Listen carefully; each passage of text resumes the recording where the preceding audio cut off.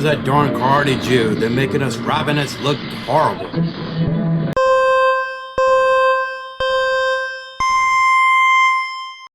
If you've enjoyed this program, please click like and subscribe.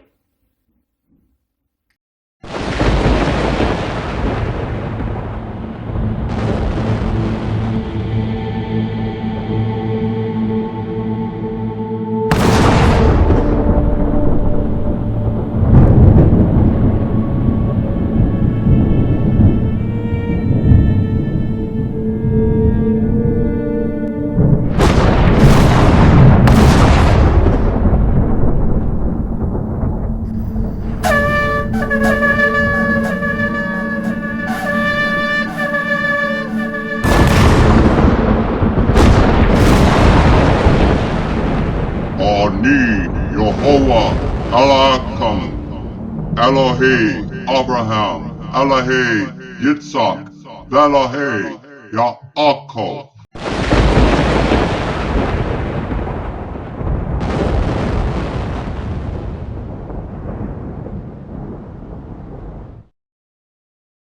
Shalom and welcome again to another exciting edition of the Torah Watchman Show International, hosted by none other, your favorite Quadi Jew, Hakam ben-Emmett. I hope everyone's been well. I have a special edition of Torah Watchman Show by popular demand. I've been contacted by a lot of individuals who are Gentiles, not born Jewish, that want to know the salvation path for God's forgiveness. This question is a quintessential question that's been asked by Gentiles at least the last 2,000 years ago. Fortunately, I'll give you a short history lesson. Unfortunately, the Pharisees and Sadducees and the Sanhedrin that was established during the time of King Herod I and King Agrippa, and during that time frame, about 2,000 years ago, they completely had an exclusive lock on the Torah, and that they did not share it with anyone outside of the tribal Jewish nation that was remnant and primarily in southern Israel at that time. The northern Israel, the whole area, was all Roman occupied, and they had Samaritans there, not very nice people. But anyway, we had a temple there. We had animal sacrifices there. At the same time, Greek was the end thing, okay? And we're talking about approximately 2,200 years ago, or roughly 200 to 300 BCE, before the Common Era. We're talking about Alexander the Great, okay? When he conquered the whole Middle East, the Levant there per se. He came in to Jerusalem with his troops and everything else, and other, as he called them, pagans, because they did not know the Greek language, they did not know about Greek philosophy and culture and all this. They were not civilized. So he conquered them and imposed his rule and his worldview upon them. Well, he's planning to do the same thing to the small Jewish nation there. However, he had a vision of a Kohen Gadol, essentially dressed in gold and embellishments and everything else. And he found just that when he came to Israel, and he humbled himself. He bowed. Didn't bow to that man, but he bowed to the God that man worshiped. And he was fascinated to find out that the Jewish nation, how old they were, that they're ethnically connected and congruence there. They knew their culture, they knew their language, they were literate, at least they could read Hebrew. And a lot of nations around the Greek Empire during that time were not literate at all in any language, okay? Much less being able to write.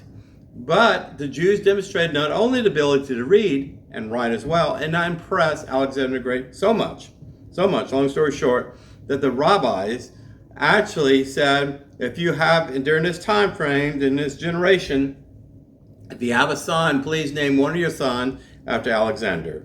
And even more, the rabbis commissioned 70 rabbis per se, and they call them rabbis, but we're not rabbis there. I always say they're Torah scholars, Hakam or whatever, in Egypt, around Alexander, Egypt, during that time, that was under Alexander the Great's rule at that time, the Pharaoh of Egypt, was conquered, there was a Greek library there. The great Alexander Library, it was renowned. I mean, it was like Constantinople as far as knowledge base there. But anyway, spread out in Egypt there, different rabbis took different Torah sections. We have 5 Torah sections when the Torah scroll. They actually had 5 Torah scrolls there, and each person went out in a separate way and studied and then converted, believe it or not, ancient Hebrew to Greek for the benefit of Alexander the Great, essentially to show him the appreciation of Jewish people for not conquering them. Well, this was known as the Septuagint, okay? It's known as the Septuagint. Unfortunately, Caesar Augustus invaded Egypt during that time with ships. We're not sure exactly how it happened, but in the process of invasion, using fiery arrows and such, the Alexander Great Library burned to the ground in ashes, and of course the Septuagint burned, and there's no surviving copies of that. Now, if you go to Amazon and look up Septuagint, what you'll see is a Kohen Greek version called the Septuagint, which essentially is the New Testament. This is a misnomer, okay? And Christians believe that Jesus read from the Septuagint. No, he did not read from the Septuagint. And if he read anything, it was in Hebrew or Aramaic, and he read from the scroll of Isaiah. The whole idea of salvation during the time of Jesus, per se, and John the Baptist before Jesus and all of this, during the time that the Sanhedrin was there and had halakha governors, these limited governors under the rule of the Roman Empire, and the fake king, King Herod the First, and had governance over that area, over Judea, is that they had to follow the Greek/Roman philosophy of thinking. Even though Roman Empire had conquered the Greek Empire, and this is past tense, in the future tense of Judah Maccabee, and 2167 to get you some context. I know I'm bouncing around, but please focus. It's a short history lesson. A lot of people don't know this quickly, and I've not done a video on this update. But anyway, what I'm talking about here is that Greek culture was embedded, is known as Hellenism, throughout all of the Levant during that time, and most of the known civilized world. Just like later on, Latin had dominated the culture of Europe and things of that nature. But at that time, the Greek gods, the Roman gods, and things of that nature, the temple sites, all this were established accordingly. You had some of the greatest of Greek philosophers like Plato and Pythagoras and Census and others like this, and they had different worldviews on creation myths and why we're here and what it means to be alive, and if there is a mortal soul, the supernatural, metaphysical thing, all this. But anyway, a small group of disciples of Jesus, known as the Essenes, which essentially means the poor, and they were very poor, and they were illiterate too. And if you hear the story of the New Testament, St. Peter, whatever, is a fisherman who could not read or anything, very illiterate. But anyway, it's a very not many people knew who these people were. They were disciples of Jesus. They were known as the fish per se, and the follower of Jesus, the 12 disciples and all this. They did not amount to much at all, if anything, until around 325 Common Era, Roman Emperor Constantine. This is long after Jesus died, long after the disciples died, long after the Apostle Paul died, and all of this. And by that time, you had the 4 Gospels written anonymously in Greek, the Koine Greek, and everyone called it the Septuagint. And they had the writings, I think 13 letters of Paul. Only 7 were authenticated, actually written by Paul, and he had someone else writing in behalf of him, I guess while he was in prison or whatever. What I'm trying to say is, it was not canonized. It was just papyrus, parchments, and things of that nature. And we're discovering very ancient versions of that even to this day in old monasteries throughout the world. But anyway, when Emperor Constantine took over the Roman Empire, he actually became a Christian. Yes, he had a vision like Paul did of Jesus on the road going into battle. He saw a cross or something in the heavens, in the clouds, and then he felt that was a lucky star, a lucky sign for him that Christianity was the way to go. Okay, before he died, he was baptized, but he made an edict of all the Roman Empire, all of his Senate and everything else, all of his upper echelon, military generals, all the administrators, the bigwigs. You will be a Christian, and you will be sprinkled like I was, be baptized, baptismo, whatever in Greek, to be a Christian. Now, these were a lot of pagans he brought into Christianity. These Romans did not give up that polytheistic culture and philosophy, Hellenistic beliefs, and everything else. They did not give it up. But all of this was incorporated within it. So there was resistance by the Roman citizenry, per se, what Roman Constantine was telling them, his dictates. So what he did, he invented a triune Godhead out of Jesus. So instead of the man, Jesus, what he did, he combined Jesus with the God of the Old Testament, with the Spirit or the Ghost or Holy Ghost or whatever, and the three Trinity is one kind of thing. He invented that in the Nicene Creed. He actually had a council of Nicaea at that time, and they voted. They actually voted, had a quorum and voted on what Christianity would be and what it was not. There was a lot of other versions of Christianity that did not survive during that time. Okay? You can watch Tobias Singer if you want all the details on that. This is not in scope of this video. The name of this video is the 7 Laws of Noah, and why it's so important for everyone today, including Jew and Gentile. At that time, no one knew about the 7 Laws of Noah except Pharisees and Torah scholars and other people that read the book of Bereshit. It says it very clearly, the 7 statutes, 7 laws of Noah that God gave him for living in a civilized life in an uncivilized world, essentially, okay? And I'm going to discuss these briefly. But there again, understand the dates here. 325, the Nicene Creed was a constitution for the future Holy Roman Catholic Church. The whole Roman Catholic Church broke up in the time of Martin Luther. He broke away from that because he saw the injustices. He didn't agree with it, all of this stuff. The Eucharist and the catechisms and all. He didn't believe in all that. So he started the Protestant faith, or the different denominations like Lutheranism, like Episcopalian, and then later on many others like Baptist, Assembly of God, Pentecost, and all that stuff. Christianity is the most varied religion in existence today, really is. But it had its root in paganism. It had its root in Hellenism. And it had its root by edicts and by a group of so-called bishops in 325 CE. And I think it was ratified around 385, close to the 4th century, what Christianity's doctrine and theological construct and framework would be. Okay? And they started writing and adding to the so-called 4 Gospels, which they did not know where the author was. And to this day, we don't know who wrote the 4 Gospels. We just know that Mark came first, and followed by Matthew and Luke, and in close to 95 or 97 CE, the elder John wrote that. And it was a hodgepodge and compilation and copying and pasting literally from different books and different writers, Marcus the oldest. I don't want to get into all this Christianity and triune God and all this. What I'm trying to say is the Gentiles wanted to be saved.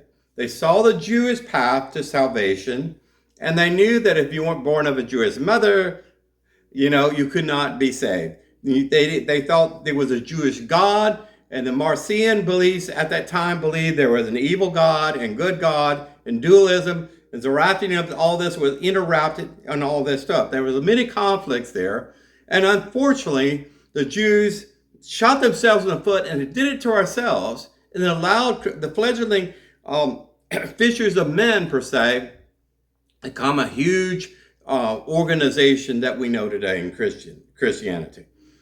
All they had to do is point out in Bereshit and read in their language, Greek, Latin, or whatever it may be, and read the story of Noah, and the 7 laws. Now, let's get to the 7 laws in case you have not heard them. The 7 Noahide laws are rules that we must keep, whether Jew or Gentile. It applies to us all. And remember, this video is primarily for the Gentile, for the Christian, and the B'nai Noach. God bless you, B'nai Noach. So, regardless of who and what you are, these laws apply to you. These laws are given by God and not a prophet per se, or an individual, or a government. Okay? Without these 7 things, it would be impossible for humanity to live together in harmony. We would have been extinct a long time ago if it didn't have this basic crucible per se, cornerstone, and civilized society.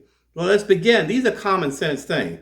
Number 1, do not profane God's oneness in any way. I already told you that Emperor Constantine invented the triune Godhead, that God was divided up in 3 parts. Everyone in Judaism knows when we say our Shema, we say Akkad, that is the aggregate 1.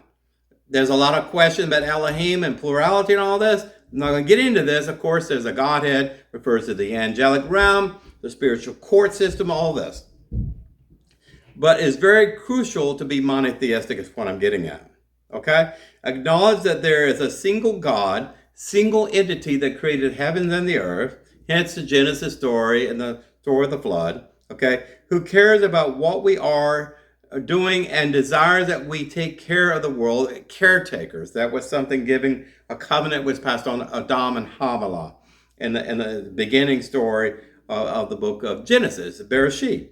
Number 2, do not curse your creator God, okay? Even Native Americans have belief in a creator, a divine creator. It is a systemic need, and I've studied psychology and sociology and all this in school before, in college, and there's a systemic need for us to believe in something greater than ourselves, because people let us down, right?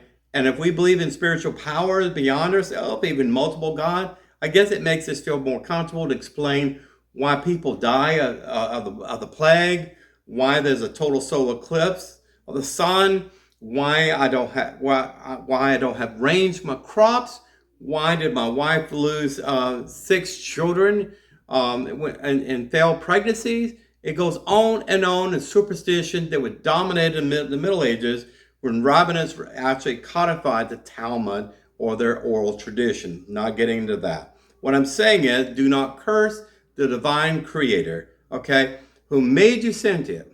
I was watching a physicist, a PhD physicist, and I love this kind of cerebral kind of scientific thing discovered on YouTube. And they were essentially saying that we have approximately 100 to 400 billion stars in our galaxy, in the Milky Way galaxy. And most of these stars have planets.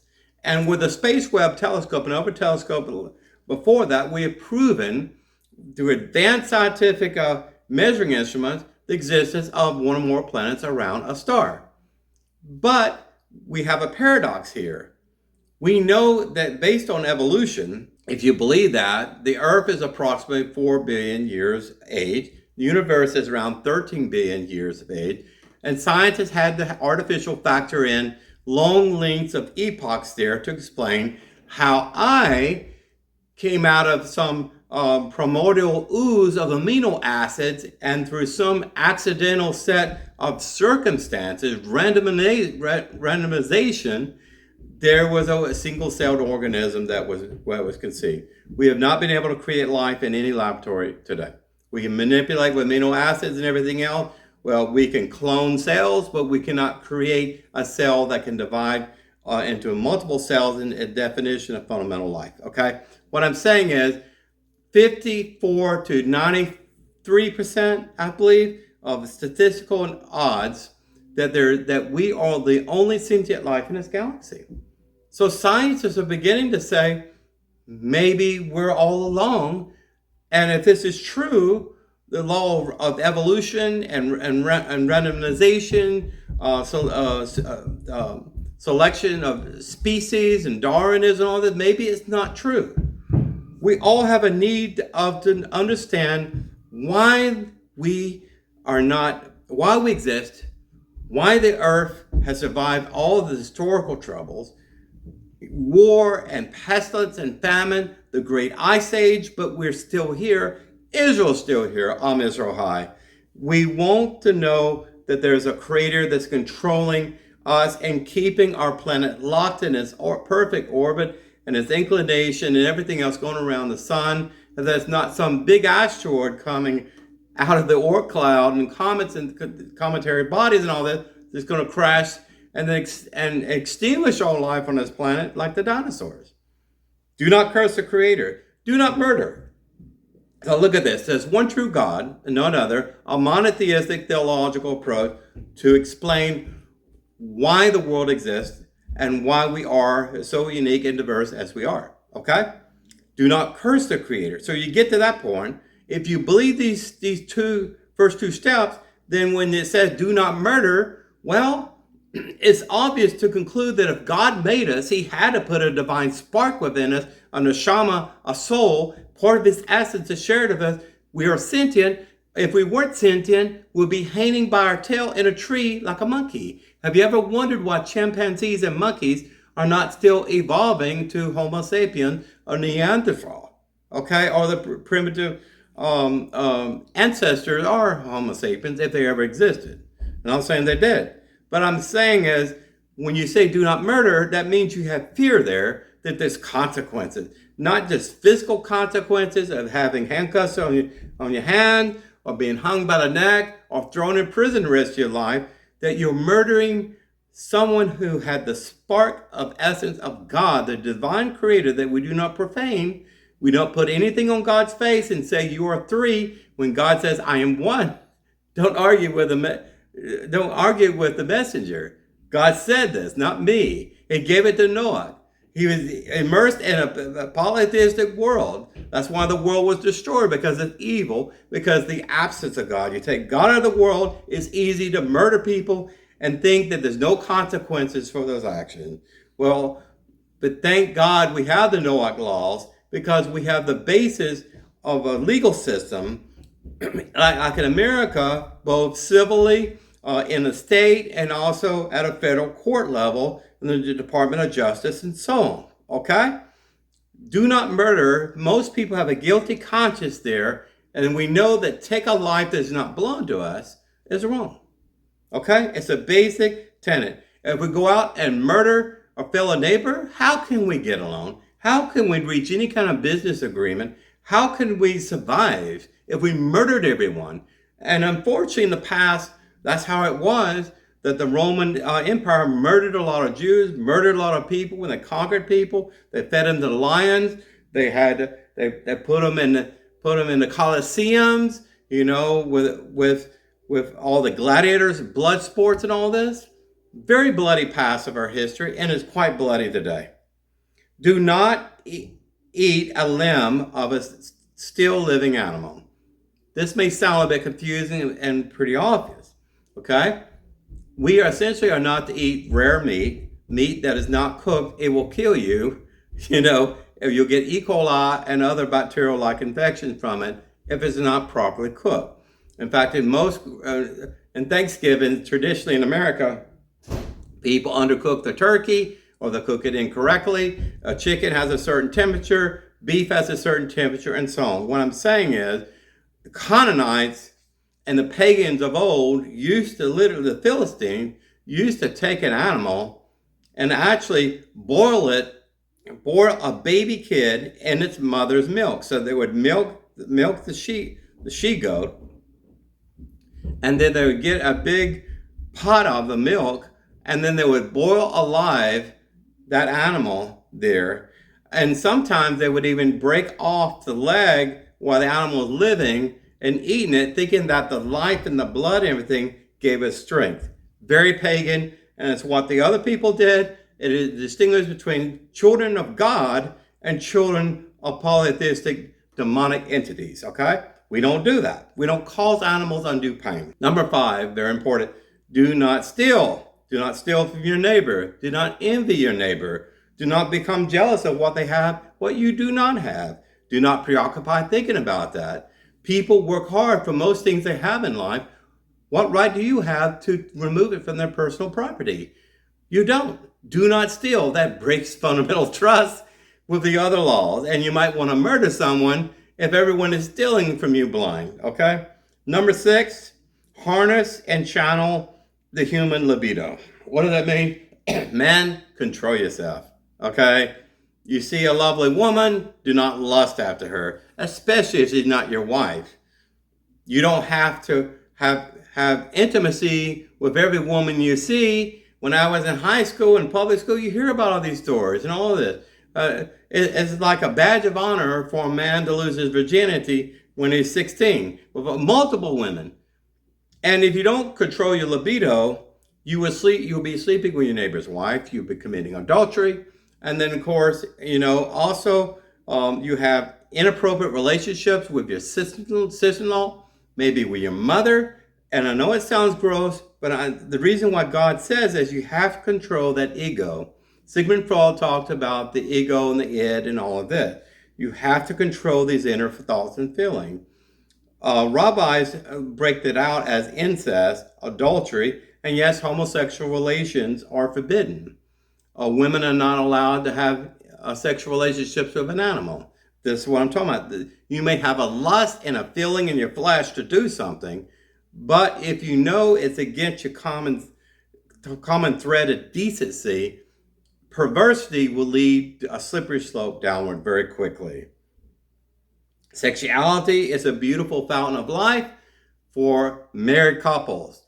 Adam and Hava had an equivalent of the first marriage on earth. Okay, they were faithful to each other for about 800, 900 years of wedded bliss. What I'm saying is being faithfully committed to one woman, one man, and that relationship, or waiting to have sexual intercourse or intimacy until you get married before God, and a marriage vow, and vows are very varied in different cultures, you will control your libido, okay? Even in Christianity, Paul says get married or you'll burn. It's better to get married than to burn. He talked about libido too, all kidding aside. But intimacy between a husband and wife is a holy institution and is commanded by God to love your mate for the rest of your life. I admire geese so much because they stay with their mate forever. Why do animals have, by instinct and not sentient, why do they know faithfulness more than many humans? Number 7, establish a court of law, ensure justice in a world. Remember, Jethro, I watched 10 Commandments movie and Moses, Moses' father-in-law. He married his eldest daughter. He was a Gentile himself, an Ishmaelite. He used to have a pagan faith, and then he adopted more a monotheistic faith, and at the end of the day, he became a B'nai Noach, or son of Noah's 7 laws. Okay, what I'm trying to say is, he recommended for the first time to Moses, hey, it's too many burdens, too much stress for you, too much tension and time consuming. I would never do this back home. There are too many people here. Appoint 70 judges and let them work on the in the middle kind of crisis resolution for litigation, civil courts, and marriage problems, stealing, theft, damaging someone's property, whatever it is. Let them take care of the smaller, not so severe, not capital punishment things, and then you handle the bigger cases.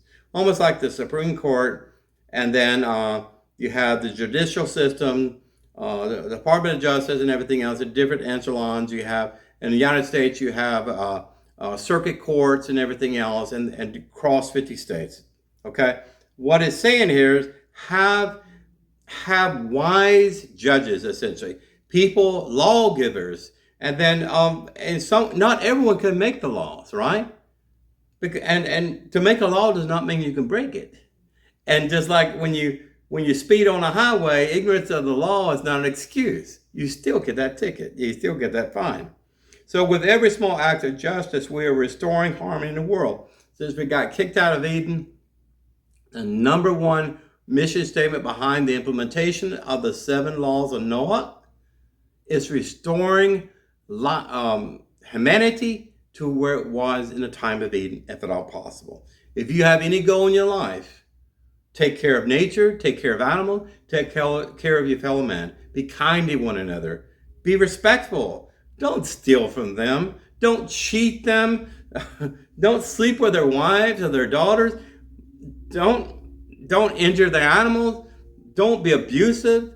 Treat people as you would like to treat them. You heard the saying there, love your neighbor as yourself. Okay? We must all abide by a certain legal code, or we'll have total anarchy and chaos in our lives. Okay? And we see examples of this throughout the world, in third world countries, where you have a broken government or no government at all, and you have tribal disputes that people you have genocide and people are murdered and women are raped and all this, when you do not have a government there to say this is right, this is wrong, and then these are the consequences. You go to prison or you are executed if you break this law or commit this crime. There's consequences for positive behavior and consequences for negative behavior, okay? What's fascinating, I promise you, what I'm about to tell you, most everyone here that's seeing this video has never heard this story. I found out about 10 years ago. The university of these principles and global import was recognized in 1982 by none other than President Ronald Reagan when he spoke of the eternal validity of the 7 Noahide Laws as a moral code for all of us regardless of religious faith. You heard me. It doesn't matter if you are a Jew or Gentile. It doesn't matter if you're Buddhist or Muslim. It doesn't matter if you're a Christian, Southern Baptist, or Roman Catholic, or Episcopalian, or whatever you are. The Noahide Laws should unify us around 7 basic moral or core values. And that's what it's trying to say. Even the United States of America recognized the benefits of us, instead of arguing, incessantly, politically, religiously, never talk about religion at work, you get all these arguments. Most people, as an unwritten rule there, you don't talk about religion, you don't talk about politics at work, right? You can get in a lot of trouble, you can get fired. You get into heated debates and all this. You don't want that. But when it comes to these 7 basic laws, they go all the way back. And believe it or not, most a nation's constitution are more or less based on these 7 laws. Certainly, the U.S. Constitution of the United States, which is based on a Judeo-Christian code of our culture. We've lost a lot of that, but that was the premise of our founding fathers, in the United States at least, okay? And actually, there was a proclamation of the National Day of Reflection, April 4th, 1982, that pretty much Congress actually passed a bill about this, okay? 7 years later, 1989, George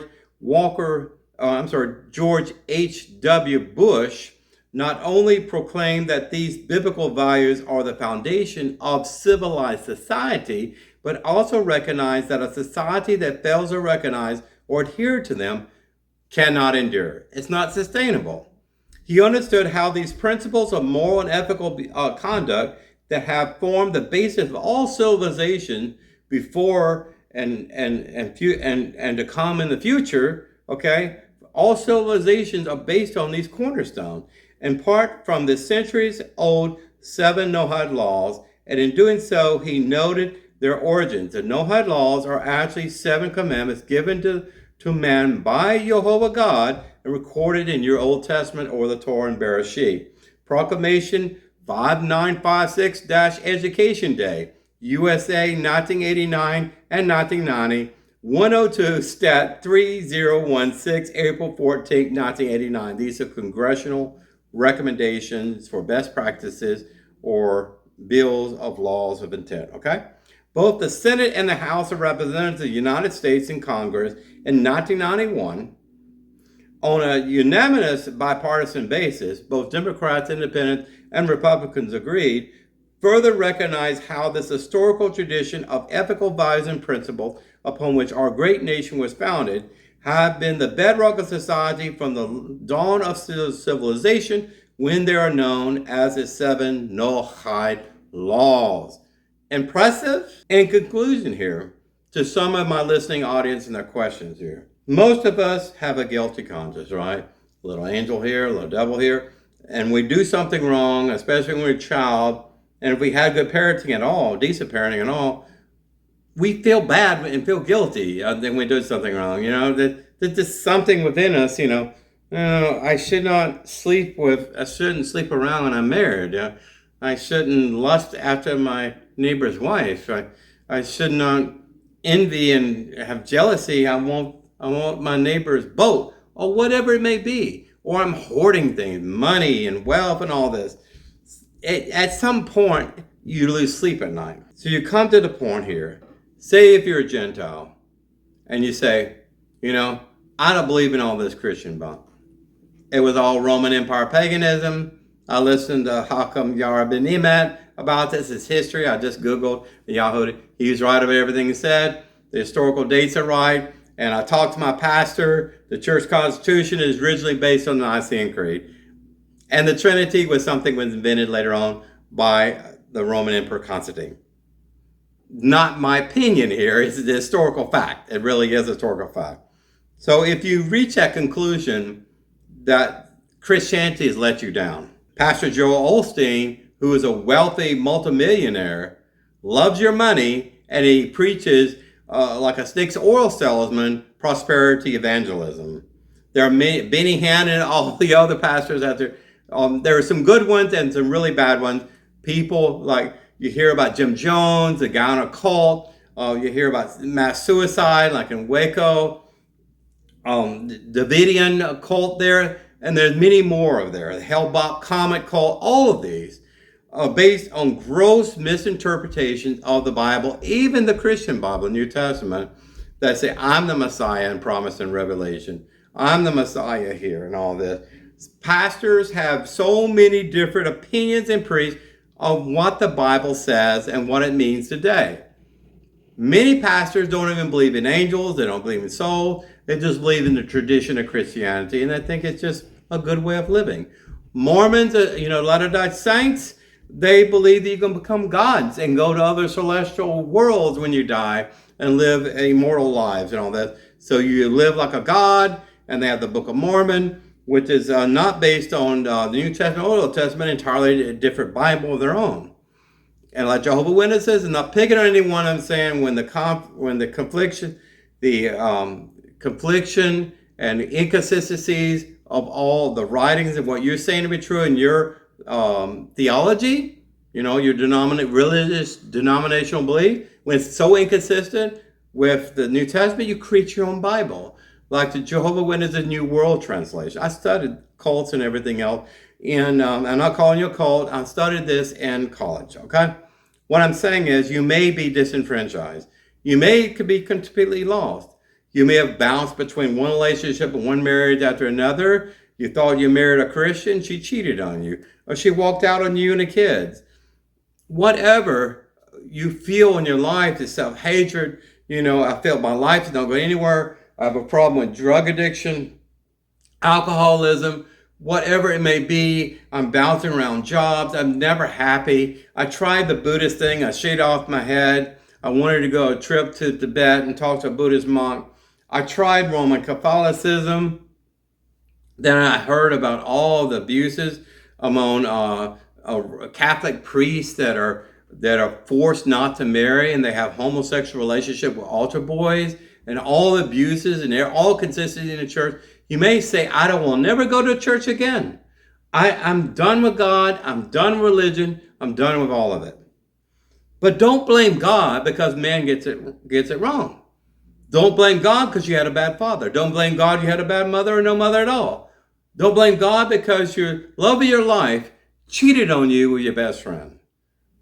God has nothing to do with that. We have free will. And that's the beauty of being created and being sentient through the image of God, Jehovah God, is that we have freedom of will. Angels don't have freedom of will. They obey God like soldiers, like messengers. That's what Moloch means. Messengers of God. We have free will. That means when we get it wrong, we get it wrong. But how do you bounce back up? Turn with me in a book of Ezekiel, chapter 18, verses 21 through 23. And as I discuss this, I will put them on the screen behind me. I'm going to give you a brief synopsis. In verse 21, it essentially says that no one can be saved through the righteous death of another. Essentially, we are responsible for our own sins and no one else. No one else can cover for our sins, and no one else can atone for our sins. You hear that, Christian? God did not send a man down from heaven and be conjoined with him to die in your place so you would be saved if you believe in him. That belief in itself is completely polar opposite of what Moses said to be true in the Torah, in the prophets, and the sacred writings, and the Jewish Bible, the Tanakh. You may think that you put faith in a pastor, a priest, and they let you down. They ran away with all the money in the church. You gave your tithes and offerings. You tried to get on the good side of the pastor and priest, and they let you down. And then they judged you, and you feel like you're judged by everyone. Is that how you feel? Read in Ezekiel chapter 18, verse 21. No one can be saved. No one can be atoned for their sin through the righteous death or the righteous life of someone else. We may have a good righteous peer, and we model our life after them, and we may do better than having no peers at all. And it's a problem in America with single-parent African-American homes. They don't have a father, and then they get their moral code, essentially what they learn in street values. I'm not picking on anyone. I'm just trying to give you some examples here. Verse 22 essentially says the same thing, that God does not want anyone to be damned. He doesn't want anyone to die. He doesn't want anyone not to be saved. He has a forgiving heart. But when you wrong someone, when you take someone that is not yours, and someone gives you a loan out of the gracious of the heart, and you never pay it back, or if you lie to someone, or you cheat someone, whatever it may be, whatever you did, okay? You know what you did was wrong. If you do every humanly possible behavioral modification in your life and make amends, say, I am sorry to the person you're wrong. I apologize. Get on your hands and knees and put your face to the floor and say, God, I'm a sinner. I'm in an unclean world and I have unclean lips. I'm an unclean person. I don't deserve anything from you. I am begging you, my King, to forgive me. If you do that, then God says very clearly in Ezekiel chapter 18, verse 22, that I will forgive your sins like they never existed. If you give tzedakah or charity to other people. Literally, even rabbinites, and I'm a Carter Jew, we both agree with that we know we don't have a temple, we don't have a red heifer, and most Jews live in the exile either by design or purpose or because we don't have the finances to move to Israel. We're afraid because of the war over there. I'm moving my family as soon as I get a chance. But, we all agree with these basic principles here that we need to come together and focus, that no rabbi can save you. I put my faith in rabbis before and it broke my heart. I had some sort of weird psychological, weird feeling, of letting someone down, like an authority figure and all that. I needed someone like that. I didn't have a good relationship with my father, unfortunately. And we've been disappointed with pastors and rabbis alike, right? What I'm trying to say is that your sins will be completely forgiven. And the more you give to the needy, the more you help put food on someone's table and clothes on the kids' back and shoes on their feet when they go to school, or even pay for their tuition. All over the world, there's so many needs. When you forget yourself just one moment, before you sit down at the table and eat that nice juicy steak, think about all the hungry people in the world. Write that check. Go to Western Union or something. Go to my company and make a donation. It's tax exempt. Whatever your charitable Red Cross or organization may be, GoFundMe, whatever, Help out someone to pay their rent. Help out someone to feed their children. Help someone out with a just insurmountable medical bill. I've done this in the past, and I feel my sins forgiven when I do this. We have sins of omission and commission. The Noahide laws are very definite and black and white. It's very easy to follow. It's written in less than 8th grade education, like the old newspaper standard. Remember, it was the law passed in Congress in the time of George Bush Sr. and Ronald Reagan. And it's recognized by Congress and recognized by most nations in the world. And there are ben-Emmett organizations throughout the world, and they're all over Facebook, by the way. In conclusion, Ezekiel chapter 18, verse 23 says, I know that you make mistakes. I have a salvation plan for you to get you out of the ditch.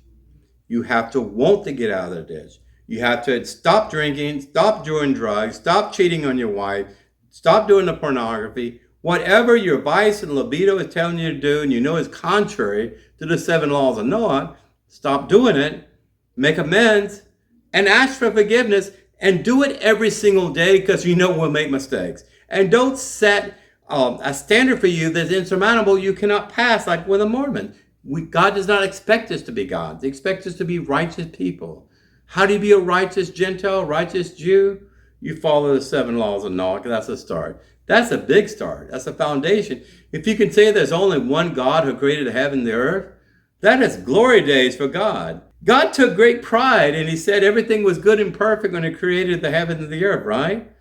For us to say, I need to go through Jesus or my priest or a Buddhist monk and shave my head and all of this, or Hare Krishna, you pull your hair up like this, whatever it may be, it is blasphemy to God when you say the divine creator required other gods and lower gods and a man god, a demigod, a triune godhead to get it right, because the laws that God gave Moses and the Torah and everything else were esteemed the 613 mitzvah. God didn't quite get it right. He made mistakes. So he's going to have to devise a plan 2,000 years, on the time of Jesus, and send a man God there to you and die for your place. If it sounds ridiculous, it probably is. Christians out there, I understand. Most of you are righteous people. Most of you love your husband and wife. Most of you love your children. You don't abuse one another.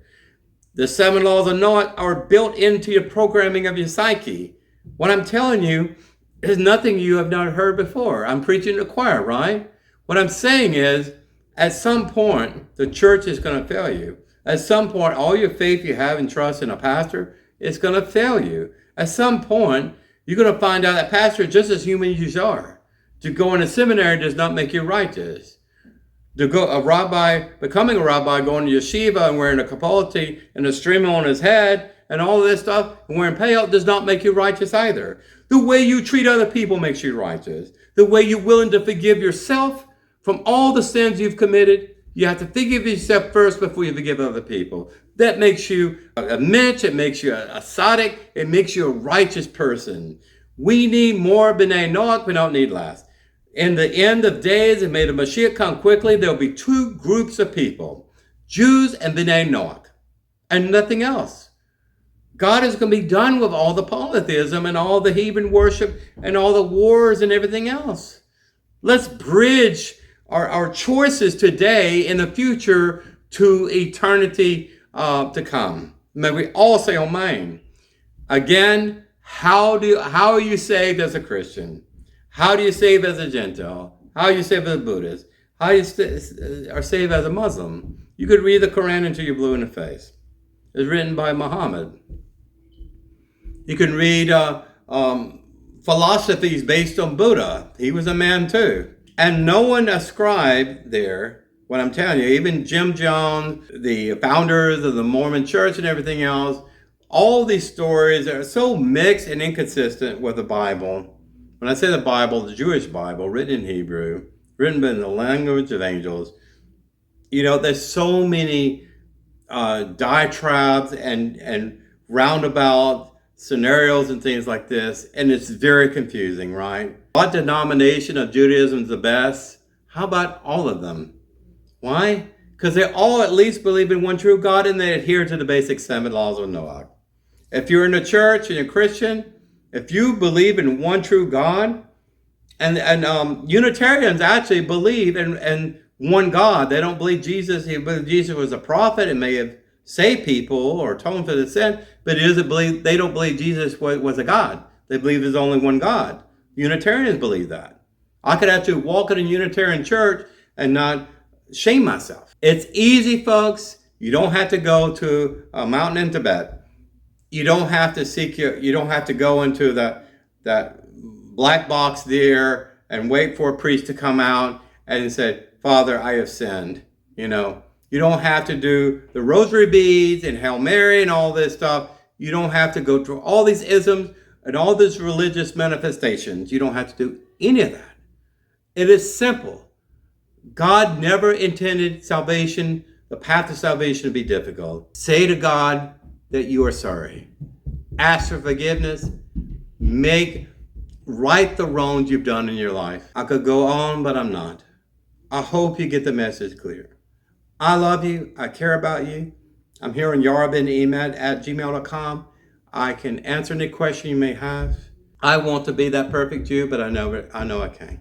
Going to yeshiva, going to synagogue, keeping all the rituals in Judaism and all this, and Talmud and Halakha and all this stuff, does not necessarily in themselves make you a righteous person. But the way you treat one another, how you want to be treated, when you smile at a stranger when you pass them on the sidewalk, if they're looking down and feeling like it's the worst day of their life, say hello to them, and you feel better about yourself. You want to feel good about yourself and your life's choices despite all the mistakes you made in your path?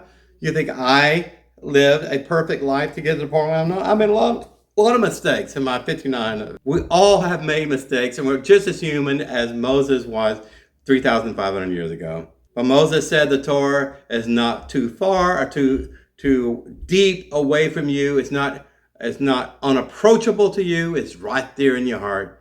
Live out the 7 laws of Noah within you. Live out the Torah and the 613 mitzvot. Be that most righteous person you can. Pray in the simplest way you know how, like a Noahide, like a Nachman, like Rabbi Adesser talked about. You can pray in the bathroom. You can pray in the forest. You don't need all the complicated isms and rituals of religion to get it right. I don't like people to say I'm religious. I like people to say I'm righteous because I love people and I take care of people in need. I want you to have a wonderful day. I hope these words meant something to you. I'm here to help you. Know that I love you, and I'm signing out. And yes, you wonder why I'm dressed down. These are my Israeli clothes, and I didn't have time to put on a suit for this special video. But shalom aleichem. Until the next time, you say, I missed that red-haired Karate Jew, ben-Emmett. I can't wait to go to his YouTube channel and get that notification for subscribers, and I'll hear some other words of truth that will make me feel better about my life as I can make better decisions. It's all about learning. It's all about being better and feeling good about yourself for the right reasons, right? Take care. God bless you. Yisai Ilheharim Meyayin Yahavo Azri